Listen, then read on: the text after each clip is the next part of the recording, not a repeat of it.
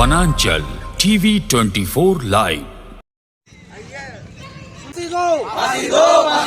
अमिता तिर्की जो एसआर संस्था नामक एक संस्था चलती थी, उसकी वो शिक्षिका थी और वो शिक्षिका थी, उनका जो है दुष्कर्म के बाद में उनका हत्या कर दिया गया। तो शासन तेरी लिपापोती नहीं चलेगी, फांसी दो, फांसी दो, दोषियों को फांसी दो, फांसी दो, फांसी दो।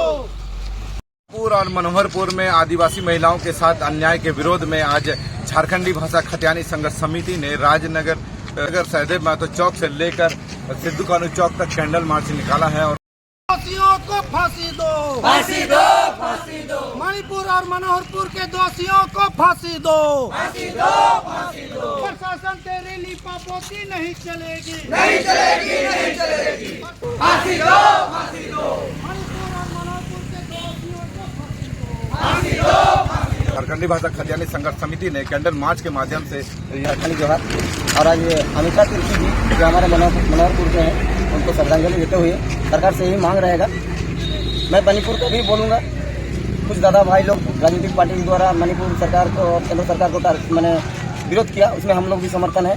लेकिन साथ साथ झारखंड में जो घट रहा है, हमारे जैसे मनोहरपुर में अमिता तिर्की जी का मैंने बलात्कार करने के बाद उनको रोड में पटक पटक के मारा जाता है और उसका आज तक हम लोग को मैंने दोषी न्याय जिसको मैंने दोषी है उसको अभी तक कुछ मैंने सरकार कर नहीं पाई है। तो हम लोग मैंने आपके माध्यम से हम लोग सरकार को मैंने मांगते हैं कि उनको जल्द से जल्द फांसी हो।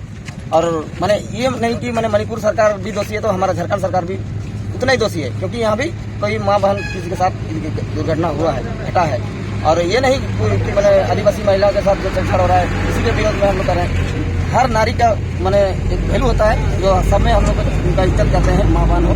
तो हम सारे समुदाय के माँ बहन को इस तरह का अगर कोई भी गलती करता है तो उसको डायरेक्ट फांसी हो जाना चाहिए, ये हम लोग का मांग है। और सरकार से यही मांग रहेगा, केंद्र सरकार से भी यही मांग रहेगा कि विरोध होगा, पुरजोर विरोध होगा। अगर आप सही से आप जो जिस वादा के लेके सरकार बनाए हैं, केंद्र में है भले आप राज्य में है, लेकिन सरकार तो आपका है। आपने हमेशा बोलते हैं कि बेटी पढ़ाओ बेटी बचाओ। आज इस तरह वो जो अमिता तिर्की थी वो एक प्राइवेट स्कूल में शिक्षिका थी, वो अपने मैंने शिक्षा के माध्यम से मैंने शिक्षा का आलोक जगा रही थी, उनको इस तरह के साथ उनके साथ घटना होती है, ये बहुत बड़ी घटना है और ये हम लोग उसकी कड़ी निंदा करते हैं। और अविलंब सरकार से मांग करेंगे उनके परिवार को 50 लाख मुआवजा और घर के किसी एक सदस्य को सरकारी नौकरी सरकार मुहैया कराया जाए, क्योंकि सरकार के पास सारा हक है और वो दे सकता है। सबसे पहले मैं मणिपुर का चर्चा करता हूँ।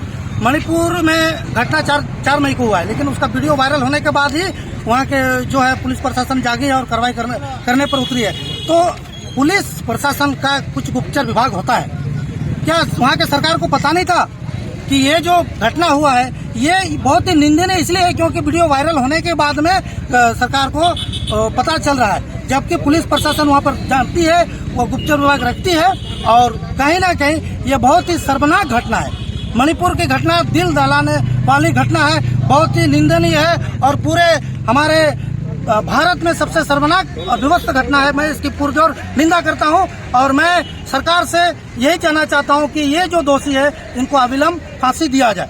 दूसरी बात हम आते हैं, अगर केंद्र मणिपुर के बाद आते हैं तो हमारा आता है ये झारखंड। झारखंड में आप शायद कुछ दिन पहले अमिता तिर्की जो एसआर संस्था नामक एक संस्था चलती थी, उसकी वो शिक्षिका थी और वो शिक्षिका थी, उनका जो है दुष्कर्म के बाद में उनका हत्या कर दिया गया। तो इस पर हमारे झारखंड सरकार, विशेषकर मनोहरपुर क्षेत्र है जहाँ की हमारे विधायक हैं, मंत्री जी हैं, महिला कल्याण सह सामाजिक सुरक्षा विभाग की जो मंत्री जी हैं श्रीमती जोबा मांझी जी, उनके क्षेत्र में हुआ है, लेकिन अभी तक उन्होंने ऐसा कुछ संज्ञान नहीं लिया।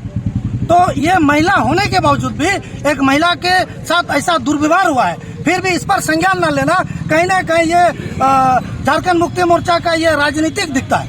क्योंकि वहाँ मणिपुर में जो घटना उस पर तो आप विरोध जताते हैं, लेकिन मैं ये कहना चाहता हूँ कि जब आदिवासी महिलाओं के साथ यहाँ भी होता है तो यहाँ भी कम से कम आप विरोध न करते हैं, लेकिन सरकार तक इस मैटर पे, इस बात पे चर्चा विषय होकर के पहुँचाना तो चाहिए।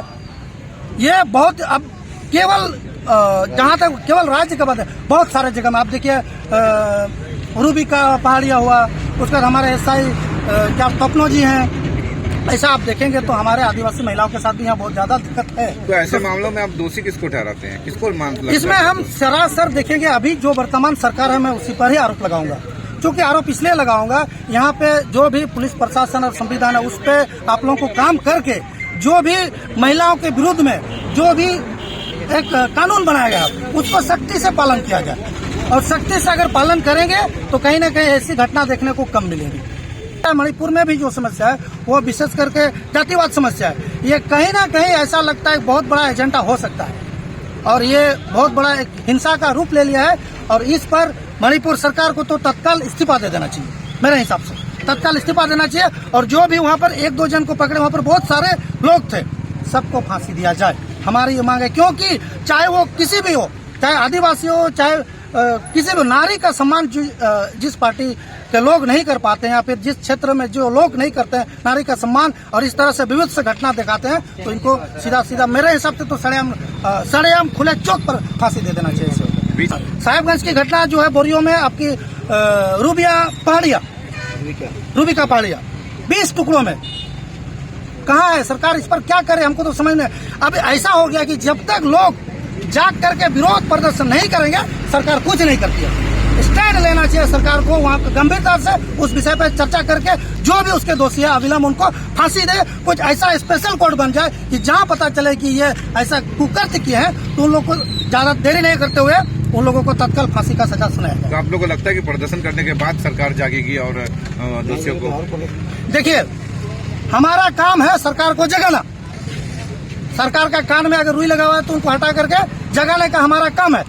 जागती है तो ठीक है, नहीं तो और जगाने का काम करेंगे हम लोग। तो झारखंडी भाषा खतियानी संघर्ष समिति के सभी सदस्य कैंडल मार्च करने, उन दोषियों को फांसी के फंदे तक लटकाने का इनकी मांग है। चूंकि अभी जिस प्रकार कुछ दिन पहले मनोहरपुर में अमिता तिर्की के साथ, एक आदिवासी महिला अमिता तिर्की के साथ जिस प्रकार की घटना घटी, उसके बाद कहीं न कहीं राज्य सरकार भी इसको लेकर मौन अभी तक है और उसके भी ये मांग कर रहे हैं कि उन दोषियों को भी सजा होनी चाहिए। और अमिता तिर्की की याद में 2 मिनट का मौन भी रखा गया और उसी की याद में उन्हें कैंडल मार्च के माध्यम से श्रद्धांजलि भी अर्पित की गई।